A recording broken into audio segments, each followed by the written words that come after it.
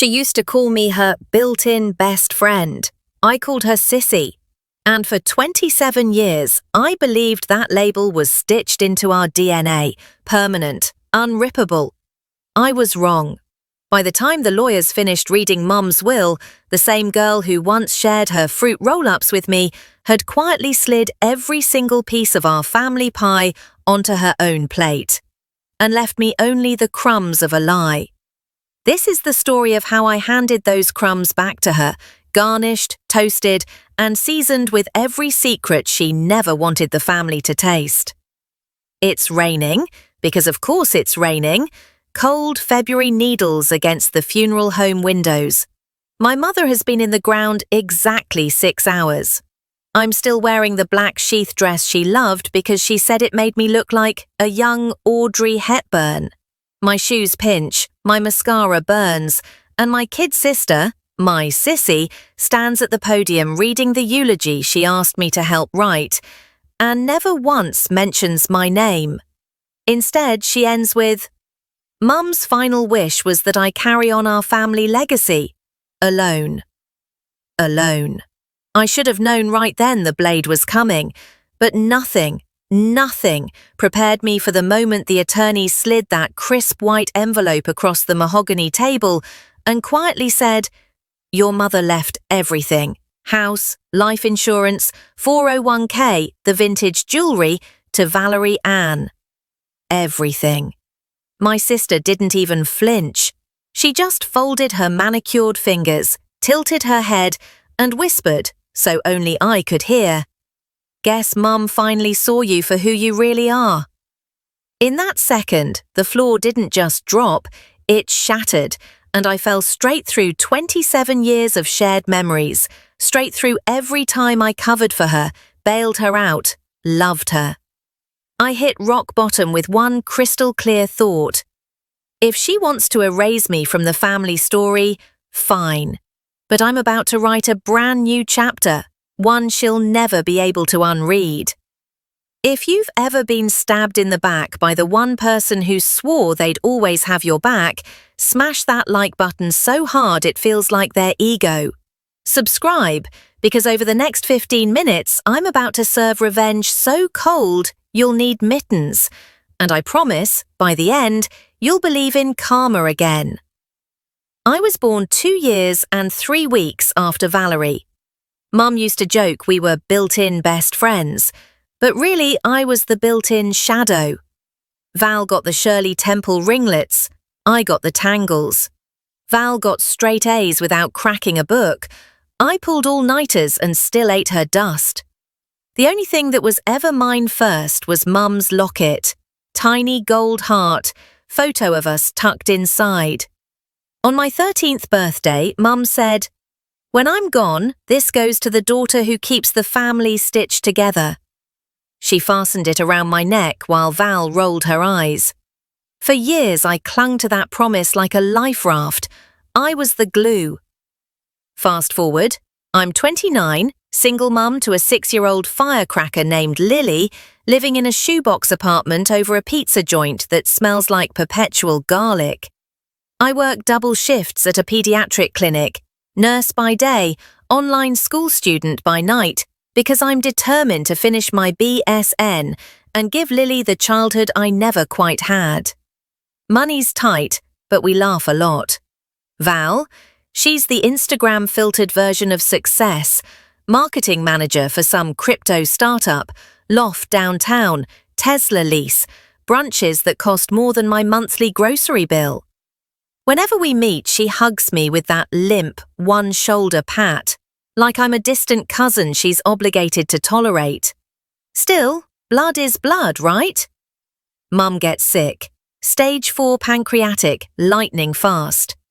I'm the one who moves back into the childhood house, spoon-feeds her morphine, washes her hair in the kitchen sink because the upstairs shower's too hard to climb. Val breezes in every other weekend, snaps a selfie with Mum, posts #MyHero, #cancer sucks, then ghosts before the bedpan needs emptying. I don't complain. I just keep swallowing exhaustion like bitter pills. Mum notices. One lucid night she grips my wrist, paper-thin skin, veins like blue rivers, and says, "I see you, baby. The locket's yours. Promise." I cry into her shoulder so hard, my tears stain her hospice gown darker than the morphine patches. Mum dies on a Tuesday. By Friday, the house is crawling with floral arrangements and Val's friends who keep calling her the rock of the family. I'm too numb to correct them. We schedule the reading of the will for the following week. I wear Mum's locket. Feels like armour. Attorney's conference room smells like lemon polish and quiet money. Val shows up in a cream pantsuit, oversized sunglasses propped in her blowout like she's auditioning for a reboot of Suits. She doesn't look at me. The lawyer clears his throat, reads the boilerplate, then, regarding the estate of Margaret Rose Collins, primary residence, all bank accounts, retirement funds, and personal effects, including jewellery, are bequeathed to my daughter, Valerie Ann Collins. The room tilts. I actually grip the armrest, nails squeaking against leather.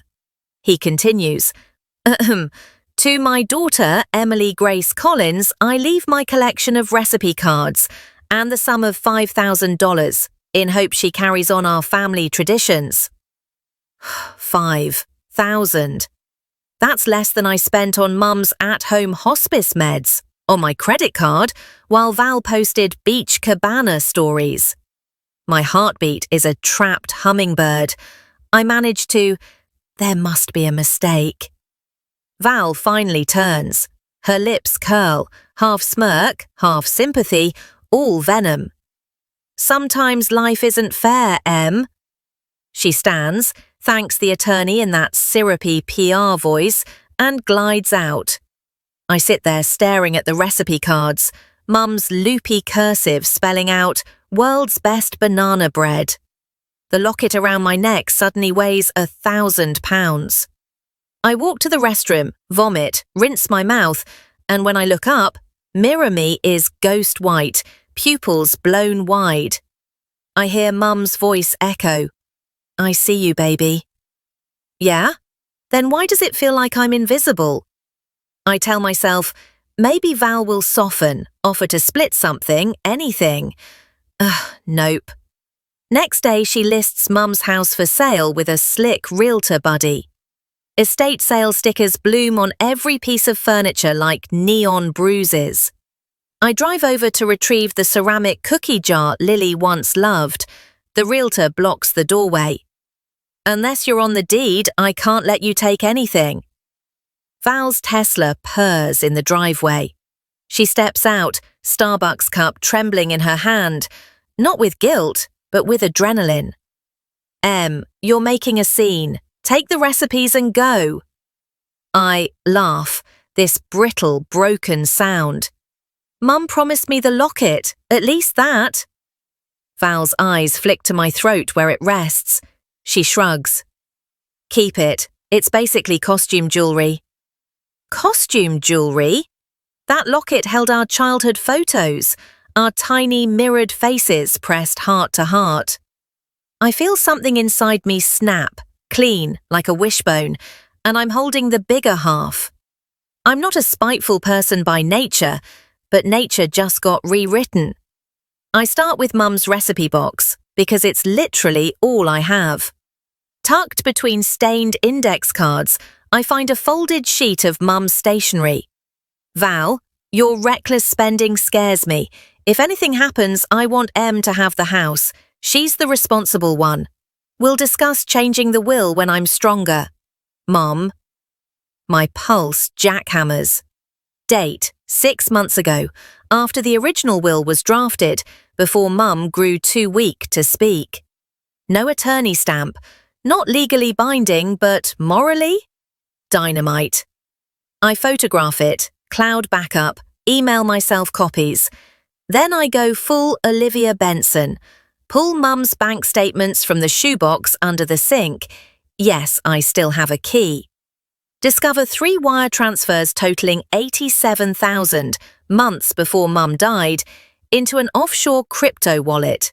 Memo line, VA consulting fee. Val never consulted a day in her life. Mum hated crypto, called it monopoly money for adults. I screenshot everything. Next, Facebook. Val's profile is locked, but her ex-boyfriend Cam is still friends with me. I meet him for coffee, claim I need closure on old family stuff. Cam shows up hungover, eager to vent. He spills, "Dude, Val was embezzling from that startup. They fired her in January, covered it up to save face. She bragged your mum bailed her out. Guess she sweet-talked the new will after." January. Mum was already declining. I record Cam on voice memo, legal in our one-party consent state. Evidence folder thickens. Last crack, Mum's neighbour, Mrs. Delgado, 78, human surveillance camera. She tells me Val brought some smooth-talking man in a shiny suit to the house twice the week Mum signed the new will. Shiny suit equals estate attorney?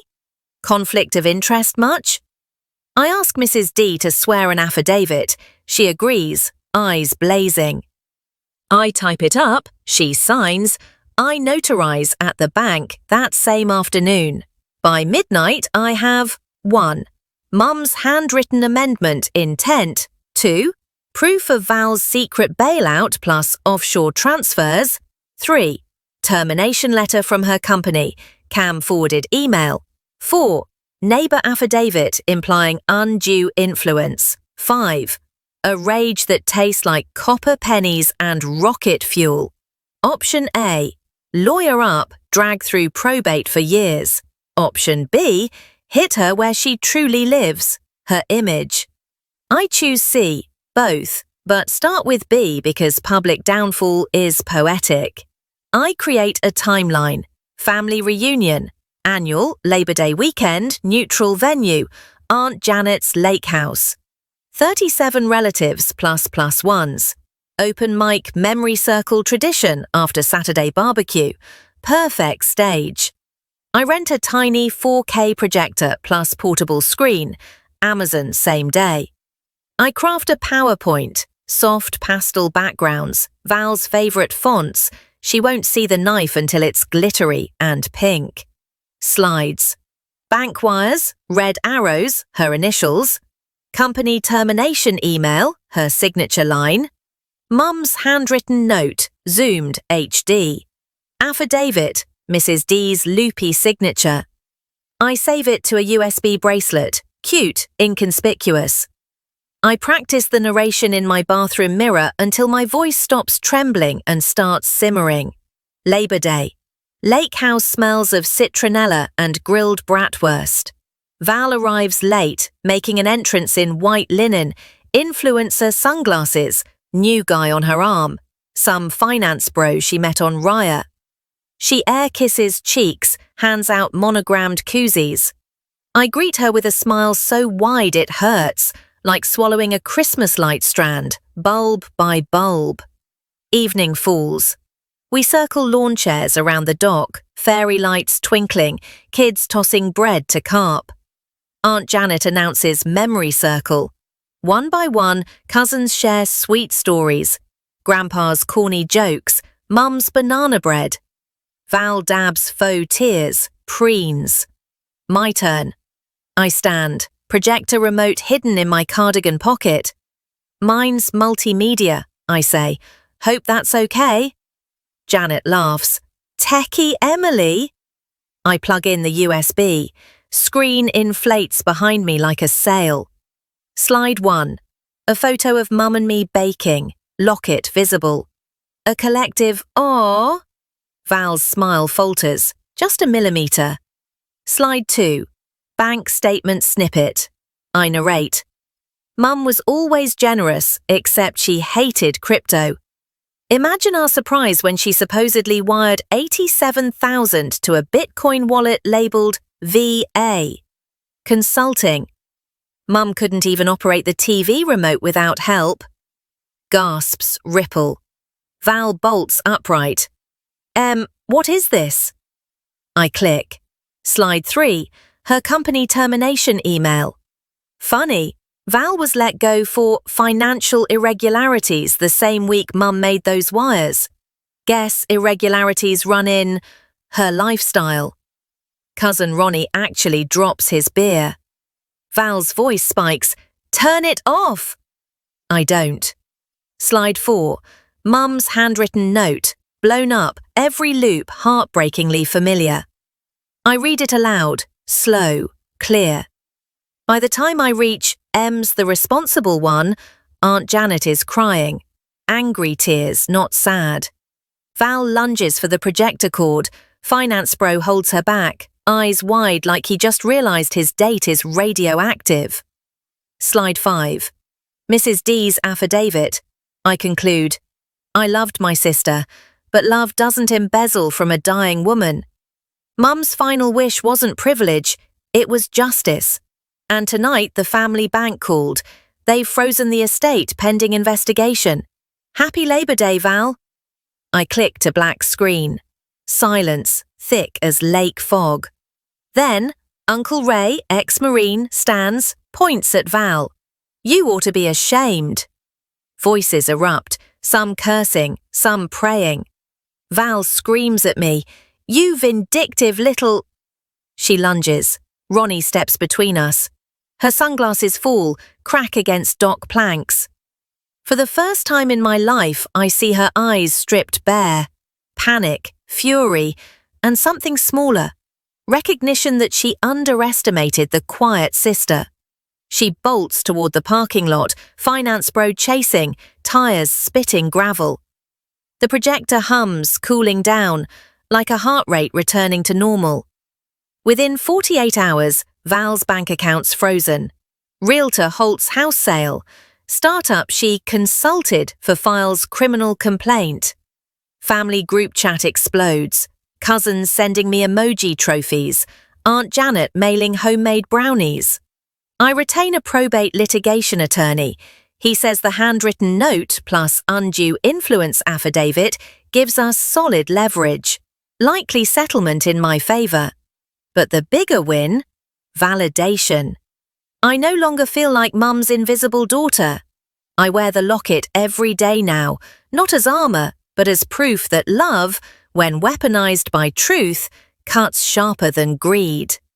People say revenge is a dish best served cold. I disagree. Revenge is a mirror, reflecting who we really are when no one's watching. Tonight, my mirror shows a sister who chose justice over silence, a daughter who kept her promise, and a little girl in a shoebox apartment who just learned the family recipe for banana bread. And for backbone. If this story lit a fire in your chest, torch that like button and tell me, what's the moment you realize standing up for yourself was the only option left? Drop it in the comments. Let's make a playlist of karma that actually cashed. Subscribe for more Reddit-style justice, and remember, sometimes the quietest voice in the room is the echo that brings the whole house down.